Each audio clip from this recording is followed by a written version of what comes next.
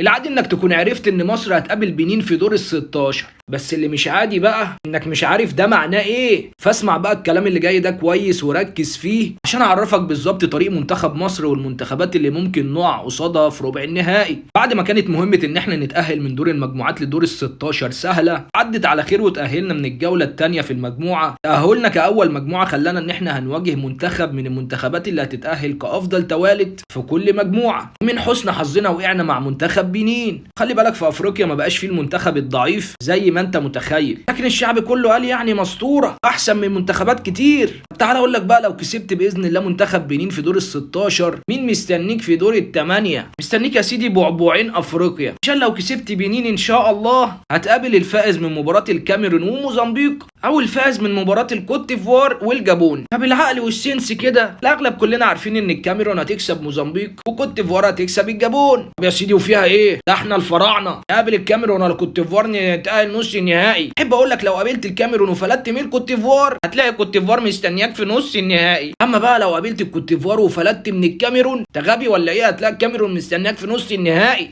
وبكده اكون وضحت لك الصوره كامله، وما لنا الا الدعاء والاعتماد على الفكر الكروي المصري، وهنشوف هنعمل ايه باذن الله.